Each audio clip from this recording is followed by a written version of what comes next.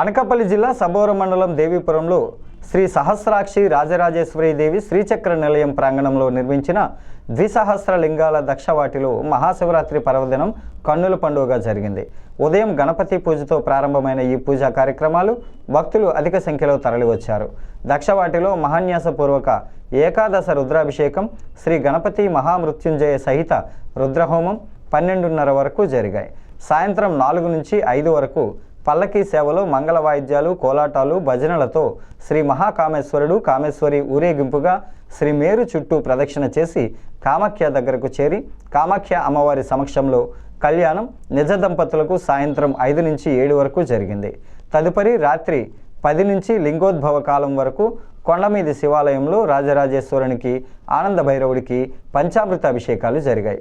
ఎందరో దేశ విదేశీయ భక్తులు ఈ అపూర్వ శివ ప్రాంగణాలను దర్శించి శివకటాక్షాన్ని పొందారు. దేవీపురం గురుమాత శ్రీమతి అన్నపూర్ణమ్మ అందరినీ ఆశీర్వదించి తీర్థ ప్రసాదాలను ఏర్పాటు చేశారు. ఉండేటువంటి ప్రాంగణంలో అక్కడ ఉండే హోమశాలలో రుద్ర హోమం జరుగుతోంది. ఇది ఈ ప్రాంతంలో జరుగుతుండేటువంటి కార్యక్రమాలు. వీటన్నింటికీ నాందిగా మొట్టమొదట శ్రీయంత్ర మహామేరు ఎదురుగా గోపూజ జరిగింది, గోమాత పూజ. దాంతో నాంది ప్రస్తావన గావించి సాయంత్రం సెక్షన్లో శ్రీయంత్ర మహామేరు దగ్గర నుండి శివపార్వతులను కామేశ్వరుడు కామేశ్వరి వారిద్దరిని పల్లకీ సేవగా చుట్టూ తీసుకుని వచ్చి కామాఖ్య పీఠంలో వారిని అక్కడ ఆశీనులు చేసి వారికి కళ్యాణం జరిపిస్తారు. కామాఖ్య కళ్యాణం అది సాయంత్రం 5 గంటల నుంచి 7 గంటల వరకు జరుగుతుంది.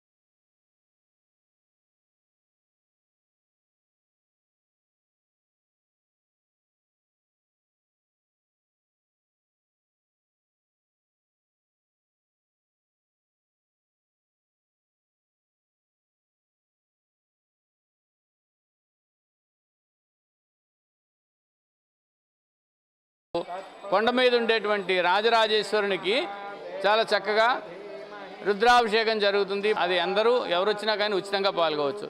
ఇటువంటి పుణ్యక్షేత్రం శివక్షేత్రాల్లో కాలు పెట్టడం, కనీసం ఇవి వినడం, అవకాశం ఉంటే చేసుకోవడం చాలా మంచిది. లేకుండా విన్నా కానీ చూసినా కానీ అద్భుతమైన ఫలితాలు ఆ శివకటాక్షం వల్ల అందరికీ దొరుకుతాయని దయచేసి అందరూ తెలుసుకోవచ్చు. ఇంతటి మహద్ అవకాశాన్ని ఇచ్చినటువంటి ఈ దేవీపుర వ్యవస్థాపకులు శ్రీ అన్నపూర్ణాంబ సహిత అమృతానందనాథ సరస్వతి వారికి ఇక్కడ ఉండే ప్రజలు, భక్తులు అందరూ కూడా సదా సర్వవిధాల కృతజ్ఞులు. చాలా చక్కటి అవకాశాన్ని ప్రజలకు అందించారు వారు. కార్యక్రమాలు కూడా చాలా చక్కగా నిర్వహిస్తున్నారు. ఓం నమః శివాయ.